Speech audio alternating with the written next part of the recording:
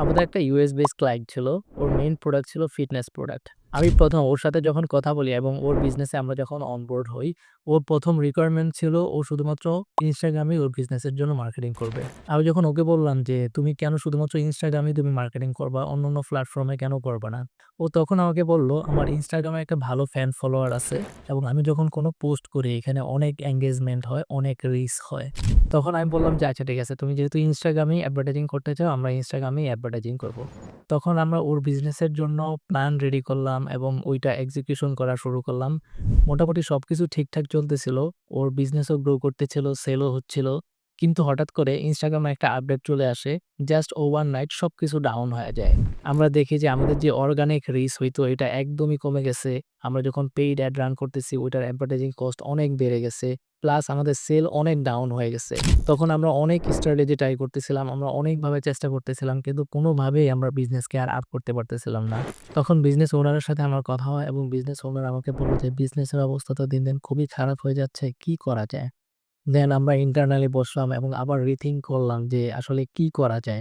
তারপর আমরা সবাই মিলে ডিসিশন নিলাম ওকে ফাইন আমরা তো শুধুমাত্র Instagram এই ফোকাস ছিলাম। হোয়াই নট আমরা অন্যান্য যে প্ল্যাটফর্ম গুলা আছে ওইগুলা ট্রাই করি। এটা নিয়ে আমি মালিকের সাথে কথা বললাম। মালিক তখন আমাকে বলল যে, "তুমি যেটা ভালো মনে করো, করো।" তখন আমরা অন্যান্য প্ল্যাটফর্ম গুলা ট্রাই করা শুরু করলাম। যেমন আমরা ইমেইল মার্কেটিং করা শুরু করলাম। আমাদের কাছে যেহেতু প্রিভিয়াস ডাটা ছিল আমরা Facebook এ আমাদের প্রিভিয়াস কাস্টমারকে রিটার্গেটিং করা শুরু করলাম। আমরা Google এ সার্চ অ্যাড রান করা শুরু করলাম। বিভিন্ন বাইং কিওয়ার্ড গুলা ছিল ওইগুলাকে টার্গেট করে আমরা অ্যাড রান করা শুরু করলাম।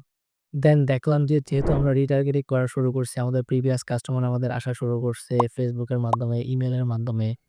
তারপর আমাদের Google Ads এর মাধ্যমে আমাদের সেলস বাড়া শুরু করছে। সো আস্তে, আস্তে দেখলাম যে একটা সার্টেন অ্যামাউন্ট পর আমাদের বিজনেস আবার গ্রো করতেছে।